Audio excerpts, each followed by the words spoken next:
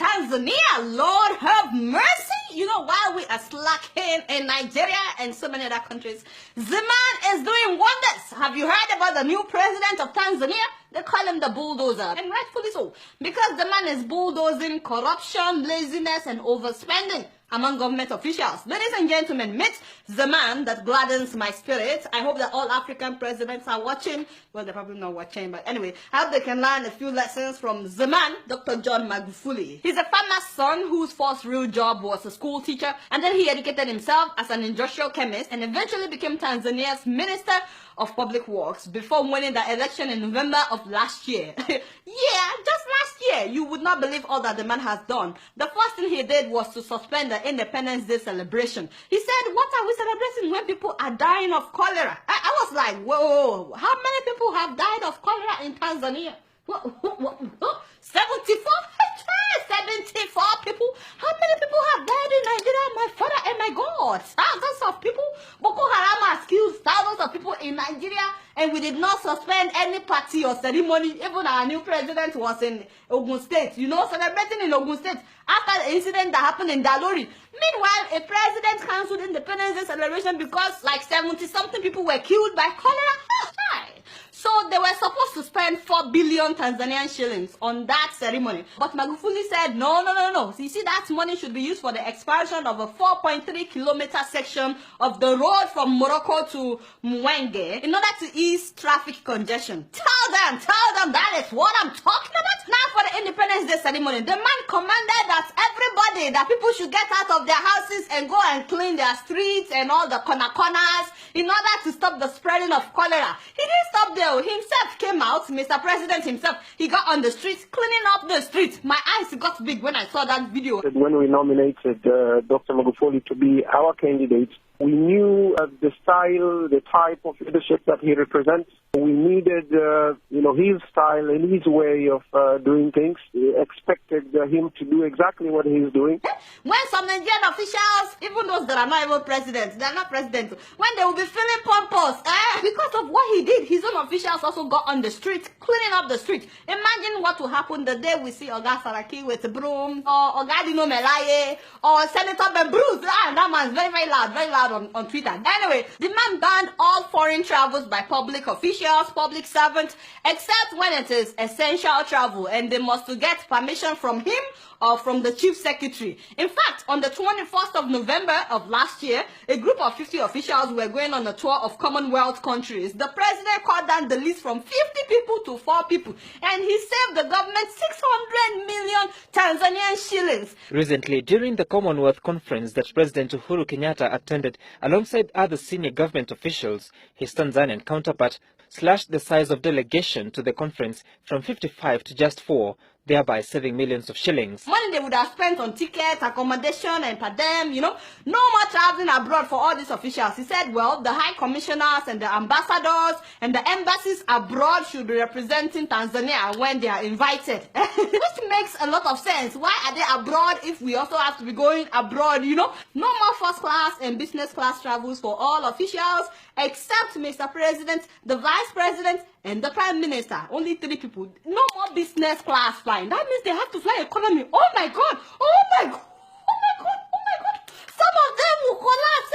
Reminds me of Thomas Sankara of Burkina Faso. No be so? Yes, that's what I'm talking about. The man has cancelled all meetings, no more workshops and conferences by government officials and public servants inside fancy hotels. He said no more inside fancy hotels. He said that every ministry has ministerial boardrooms. No be so? Use that one for your meetings. And that is what they are now doing.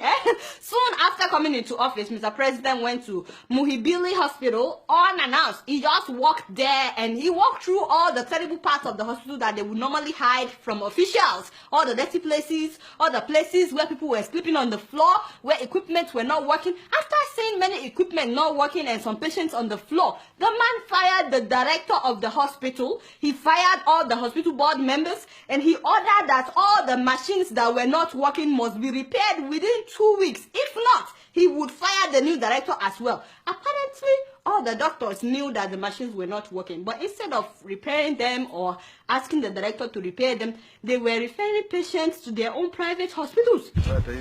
Sasa huyo ipi MRI inayofanya kazi iko wapi? Hospitali zote za private zinafanya kazi. Kwa hiyo za private zote zinafanya kazi. CT scan za hospitali za private zote zinafanya kazi. Za hospitali ya hapa Muhimbili zote hazifanyi kazi. I know that something like that is going on in Nigeria as well. No, so anyway, he gave them 2 weeks to fix the machines, but guess what happened? The machines were repaired in 3 days. 3 days. And so it is possible to repair this. And then when they opened parliament, they planned a state dinner that would cost 300 million shillings. And when he heard about it, he said, you see this 300 million shillings, make it 25 million. Whatever we can eat with that, we will manage.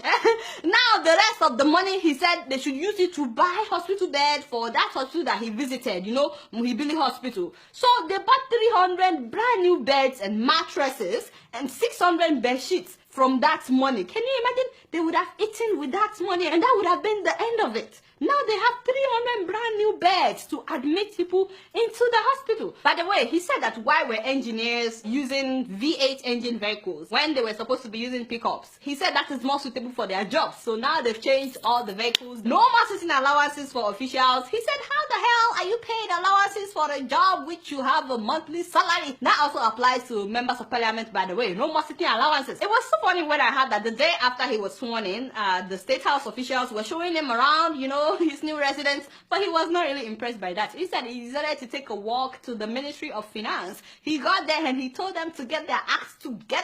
He asked why some employees were not in office yet, and I heard that since that day, the traffic jam in the mornings has really increased because people no longer show up late to work after Mr. President's visit.